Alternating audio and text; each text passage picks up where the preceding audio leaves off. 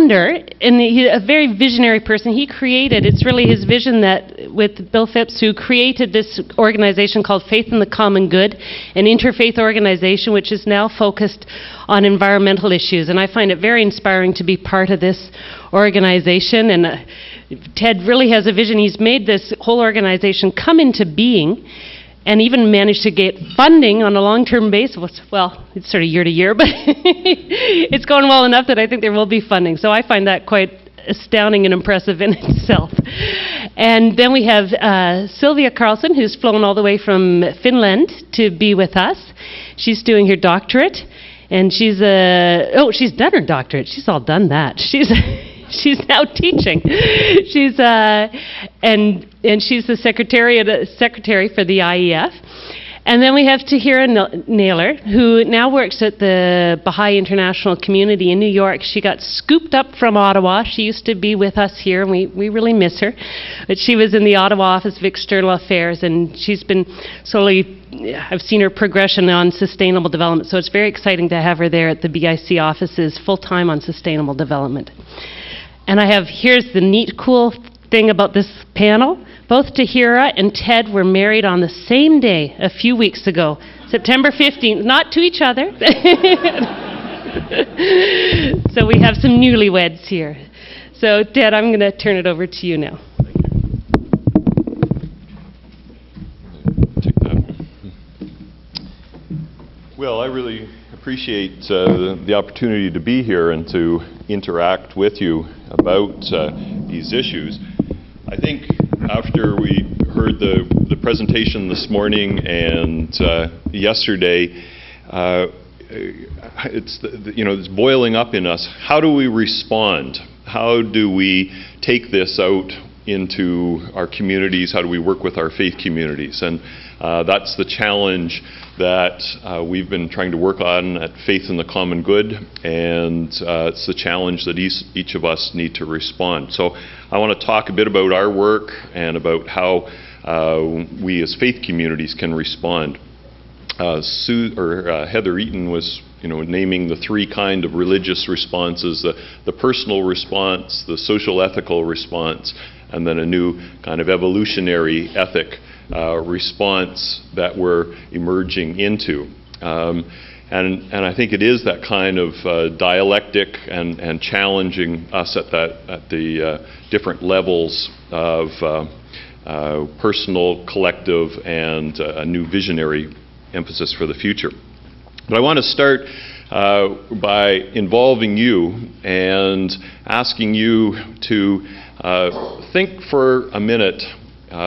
What is your gut reaction to the presentation that you heard this morning? What's your feeling? What's your gut reaction? Just for 10 or 15 seconds, maybe jot down, what's your gut reaction to this? To the presentation, how did the presentation make you feel?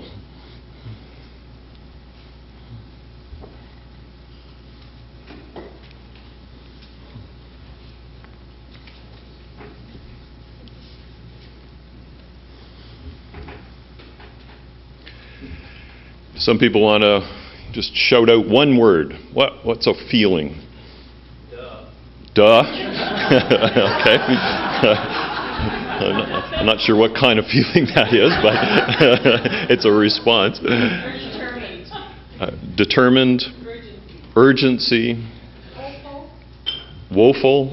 Hopeful. Okay. All right. SOS.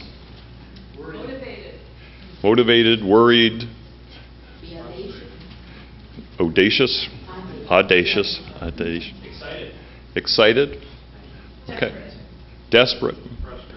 Frustrated. Okay. Yeah, those kinds of emotions are an important kind of way of getting at it. And when I showed the inconvenient truth to some of my students, I teach ethics in a seminary and helping ministers to try and help their faith communities respond. And so when I showed the inconvenient truth and we talked about it, people reacted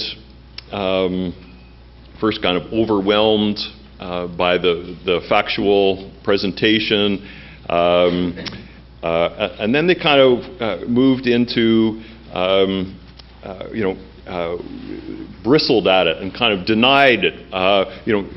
This is too much. I can't deal with this. The facts are there, but how do I deal with this kind of overload of this kind of information? So there was that kind of initial response of feeling overwhelmed. Then the conversation seemed to shift to how to manage it. Well, we're doing this, and we've done this in our life, and we're taking the bus more, and so on. So it's kind of a way of managing the way forward. And I found this interesting when you read Tad Homer Dixon's The Upside of Down. He talks about kind of the natural human response to it. And our first level of response is usually denial as humans. We hope that the problem will go away, that somebody else will deal with it. And our second response is to try and manage our way through it. And, okay, so, all right, we have to admit that it's there. Okay, well, if we do this and this and this, we can manage our way through.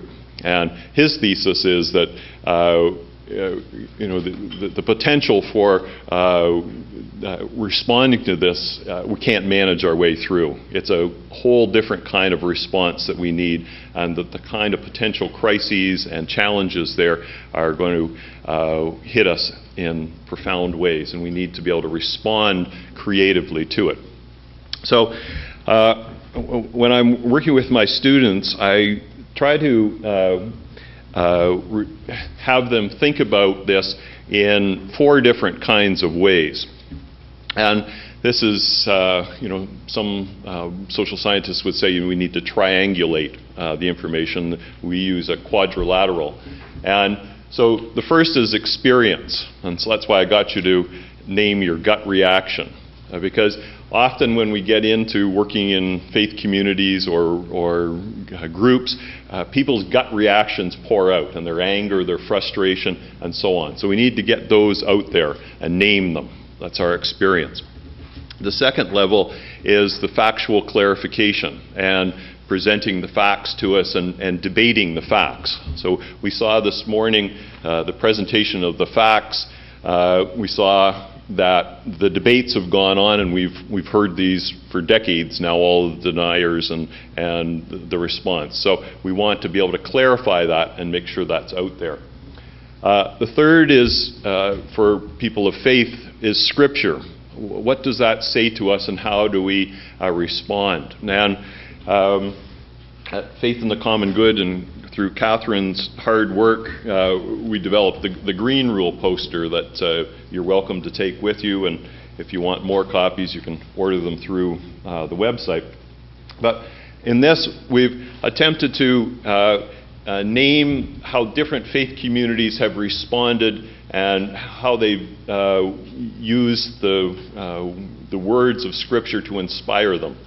And as biblical scholars or scholars of text, we know that we have to contextualize it and take it into the context of where these words were said. To just sort of abstract them is proof texting, and we got all the problems with fundamentalism and that by taking words out of context. So each of these things have to be taken into context of how different faith communities have used those words and brought light to them and addressed them in certain ways.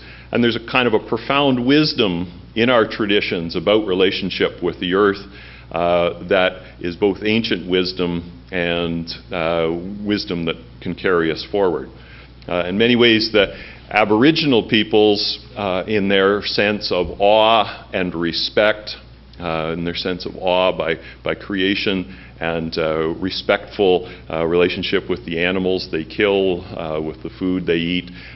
That's, for many of us in the religious community, we need to get back to that kind of awe and respect that the Aboriginal folks have always held as their way of life. So